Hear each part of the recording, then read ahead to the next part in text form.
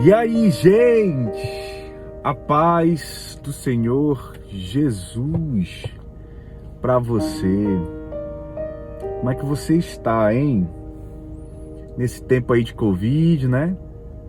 A gente tem que estar um pouco mais dentro de casa, né? Não pode sair, né, para fazer a sua atividadezinha física, né? No sábado. Eu tô falando de mim mesmo, que eu gosto demais no sábado. Mas é isso aí. Tava me preparando aqui para dar uma caminhada, mas dei uma segurada aqui e vou caminhar daqui a pouco.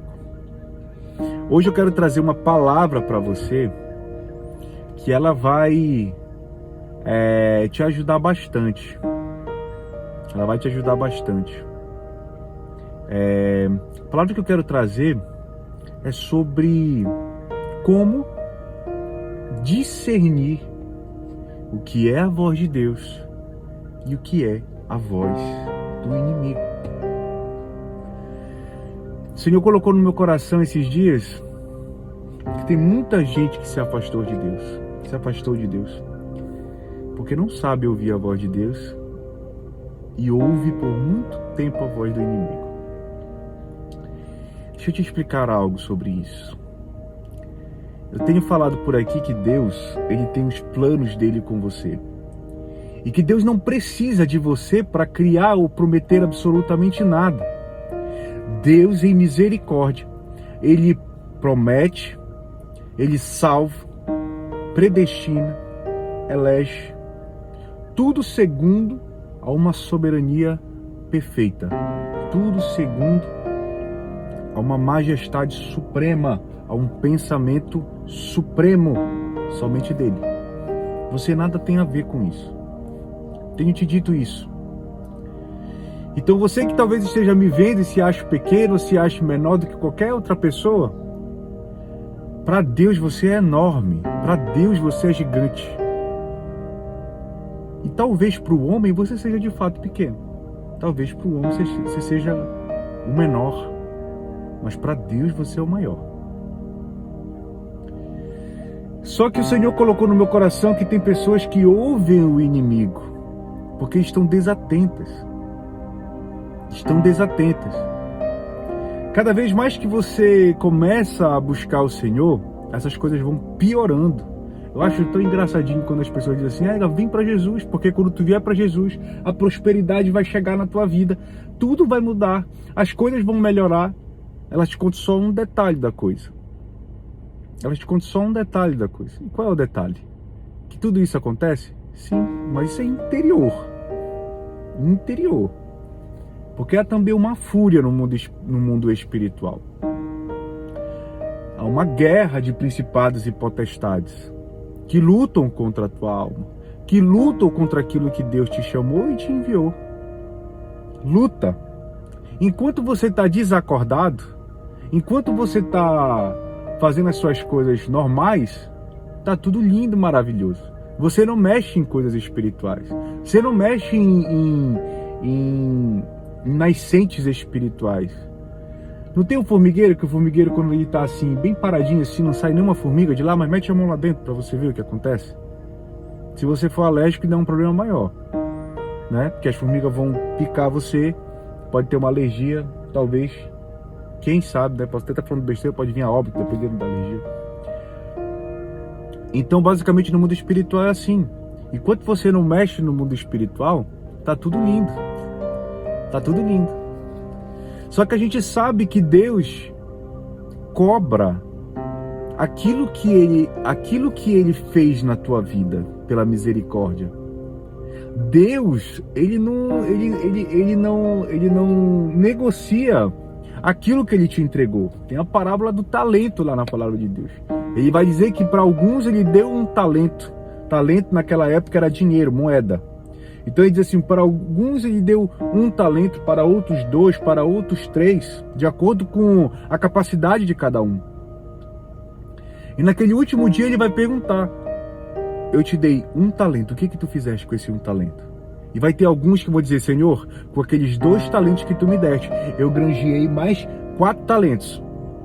Então tá aqui, eu tô te devolvendo o talento que tu me deu, mais aquilo que eu granjeei. Ele vai dizer: servo bom e fiel. No pouco foste fiel, no muito eu vou te colocar.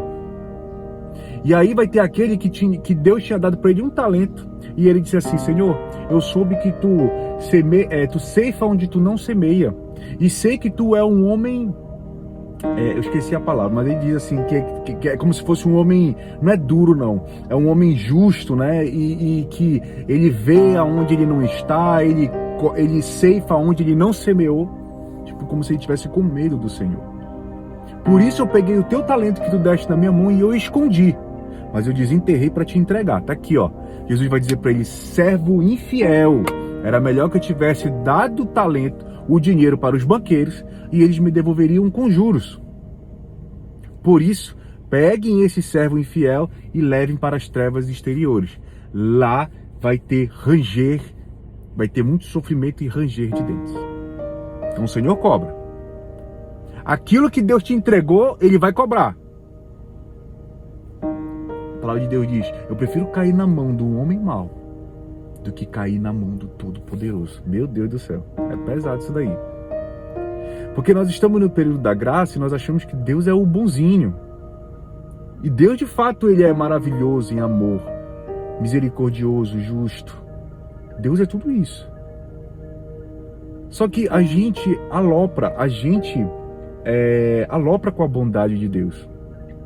A gente não quer saber se Deus é justo. Nós não conseguimos ser bons e justos para o Senhor. Nós não conseguimos nem ser fiéis àquilo que o Senhor nos entrega. Pela misericórdia, Deus nos perdoa. Mas nós somos ruins demais. Ruins demais. Voltando ao raciocínio, eu quero te ensinar hoje a entender qual é a voz do inimigo e qual é a voz de Deus. Tem muita gente que já se afastou do Senhor por conta disso, por conta de não saber qual é a voz do Senhor. A palavra de Deus vai dizer que Satanás, a palavra sempre vai dizer, no decorrer todo da palavra, a gente vai ver que a palavra diz que Satanás é o acusador. Ele acusa, ele nos acusa, né? Eu até anotei aqui algumas coisas. Olha, lá no Apocalipse 12, por exemplo, você vai encontrar o seguinte: agora veio a salvação, o poder e o reino e a autoridade do seu Cristo, pois foi lançado fora o acusador dos nossos irmãos, que os acusa diante do nosso Deus, dia e noite. Olha isso. Quer dizer então que lá diante do trono do Senhor, Satanás fica nos acusando para Deus. Então a gente sabe quem é que acusa. É Satanás, é o inimigo ou é Deus? Deus não nos acusa. Deus não nos acusa. Vou te dar um exemplo de acusação. Os judeus pegaram ali Maria Madalena, jogaram ela no chão e disseram assim: Jesus, o que nós vamos fazer com essa mulher? Essa mulher foi pega em adultério. O que nós vamos fazer com ela? Jesus falou assim: se algum de vocês aqui que não tem pecado, que atire então a primeira pedra. Ninguém atirou a pedra. Mas vamos colocar na situação assim: quem aqui é o acusador? É Cristo ou naquela época seria lá os judeus? Os fariseus. Quem é o acusador nesse caso? Imagina que você é Maria Madalena. Imagina que você está diante de dois pensamentos: Cristo e os judeus, os fariseus. E dentro da tua mente, os fariseus vão lá e vão dizer assim: ó, você foi pego em adultério, você não tem perdão, o que você merece é ser apedrejado. Você não merece estar na presença desse homem aí. Esse homem que você está buscando, você não merece estar na presença dele. O que você merece é ser apedrejado. E Jesus vem dizer assim: ó, filha, eu te perdoo. Cadê os teus acusadores? Olha para trás. Cadê os teus acusadores? Se eles não vão te acusar, eu também não te acuso. Vai, não peques mais. O problema é que naquela época, o glorioso Deus estava sobre a terra. E a gente poderia dar discernimento sobre isso. A gente poderia ter discernimento sobre isso. Hoje quem está sobre nós e quem habita sobre a superfície espiritual é o Espírito Santo de Deus, que não é encarnado. E ele fala aos nossos corações. Mas os acusadores ainda existem. os diabos ainda existem, os enviados de Satanás ainda existem. E a representação de Jesus aqui nessa terra é o Espírito Santo de Deus. Por isso eu vou te dizer uma coisa, eu quero ler mais um versículo para você aqui, que está lá no João 8, que Jesus, falando com os fariseus, ele vai dizer o seguinte para eles: eu falo do que vi junto do meu Pai, e vós fazeis o que também viste junto do vosso pai. Vós tendes por pai ao diabo, e quereis satisfazer os desejos do vosso pai. Ele foi homicida desde o princípio, e não se firmou na verdade, porque não há verdade nele. Quando ele profere mentira, fala do que lhe é próprio, porque é mentiroso, é pai da mentira. Jesus ali naquele momento estava dando testemunho sobre ele mesmo, que ele vinha em nome do Pai. E ali aqueles homens começaram a dizer para Jesus que não, perguntavam para ele: quem tu és? Em um momento os judeus falaram assim: nós somos filhos de Abraão. Jesus disse: vocês não são filhos de Abraão, porque se vocês fossem filhos de Abraão, vocês fariam a obra de Abraão. Mas vocês não fazem a obra de Abraão. Qual era a obra de Abraão, meus amigos? A fé. Ou seja, eles precisavam da fé para crer em Cristo. Vocês não fazem a obra de Abraão, vocês fazem a obra do diabo, o acusador, porque vocês estão me acusando. Vocês fazem as obras do diabo, o que acusa, o que mente, porque aquele que não confessa que Jesus é o Senhor, ele é mentiroso. Para Deus ele é mentiroso. Para mim, que ama o Senhor e creio no Senhor, o homem que diz que Jesus não é o Cristo, ele é mentiroso. Entende? Então o acusador das nossas almas está por aí. E ele está personificado em várias coisas. Em nossa mente, porque o mal e o inimigo falam em nossas mentes também, tá bom? Ele está personificado em pessoas. Quando você não ouve aquilo que o inimigo está falando para você, Satanás é astuto, é maligno. Ele usa outra pessoa para vir falar aquilo que ele quer que você entenda que você é. Você está entendendo isso? Tem pessoas que estão dentro da igreja e elas começam a buscar o Senhor, começam a se envolver na igreja, começam a pregar o evangelho, Lembra do formigueiro? Quando você mete a mão no formigueiro, as formigas começam a te morder. Se você não meter, elas não vão te morder. Certo ou errado? Certo, né? Aí você mete a mão. Quando você começa a ensaiar algumas pregações e diz: olha, eu conheci um homem que morreu por mim há 2000 anos atrás. E ele morreu por mim, ele morreu por você. Ressuscitou ao terceiro dia. E até hoje ele vive. Quando você começa a dizer isso, o inimigo se levanta. E aí começa a dizer: vem cá. Satanás é sujo. Ele diz: vem cá. Tu tá pregando sobre o homem santo. E a tua vida de pecado? Olha o que tu tens feito. Tu tá vendo que tu é incoerente? Que tu não pode falar de coisas santas sendo pecador desse jeito? Não percebe isso? Deixa eu te dizer, quando você começa a vir para a luz, os cães, o diabo começa a se levantar. Sabe por quê? O mundo odeia a palavra de Deus. Essa aí tu vai falar assim: como assim? O mundo odeia a palavra de Deus. O mundo odeia Deus. Hoje é muito bonitinho você vir pregar o evangelho. Hoje é bonitinho. A palavra de Deus diz que o evangelho continua prosseguindo por meio de sangue e lutas. Isso vai falar em algum livro aqui na palavra. Que o reino de Deus ele prossegue, mas prossegue através de violência. Algumas pessoas interpretam esse versículo de maneira errada, como se eu fosse conquistar o reino dos céus através de força, e não é isso. A palavra quer dizer que, no decorrer da trajetória do evangelho, as pessoas morrem por conta do evangelho. Ele vem prosseguindo, ele vem caminhando, ele vai progredindo por violência, por força. Então, o que eu quero dizer para você, Entenda quando é o acusador que fala ao teu coração. Entenda quando é o inimigo das vossas almas, como está dizendo aqui no livro de Apocalipse. O inimigo das vossas almas. A glória do Senhor chegou. O inimigo das vossas almas, aqueles que te acusam de dia e de noite. Paulo vai dizer também que tem um enviado de Satanás que esbofeteia a cara dele. Porque Paulo sabia de coisas misteriosas que Deus tinha entregado para ele, e Paulo estava começando a ser soberbo, coisa assim. E Satanás esbofeteava a cara dele. O que é esbofetear a cara do servo do Altíssimo? O que é? É acusar. É dizer, tu está pregando para um povo, tu é referência para um povo, mas você é pecador.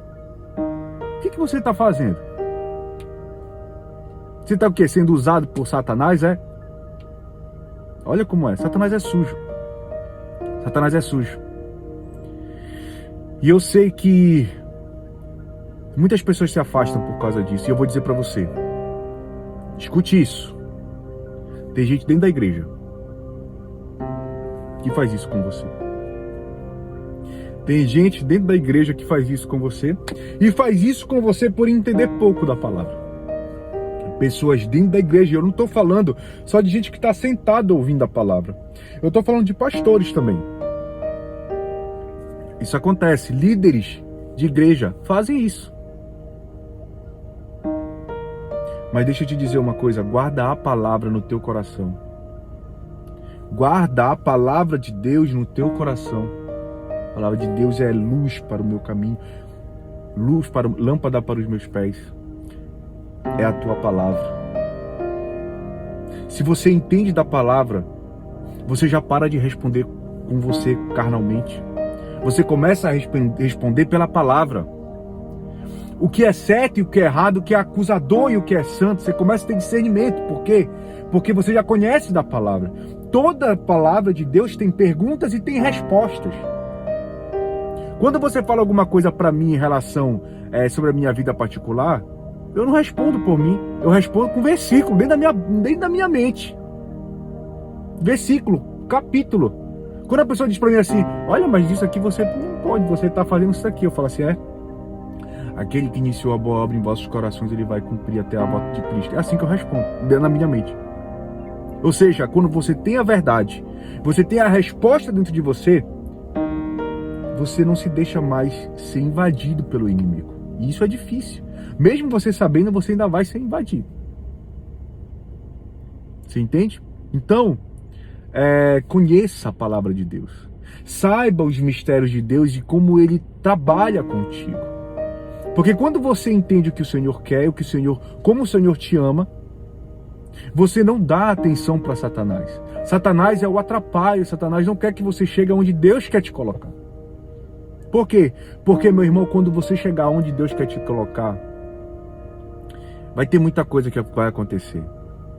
Vai ter gente sendo liberta, vai ter gente sendo curada, o inimigo vai gritar, o inimigo vai espernear, vai ter que sair, vai ter que tirar demônio dos outros. É assim, no mundo espiritual é assim. No mundo espiritual. Talvez você, Tiago, não acredita nesse negócio de cura não, né? O pessoal que cura, o pessoal faz assim, não sei o que, curei, foi curado. Não acredita, né?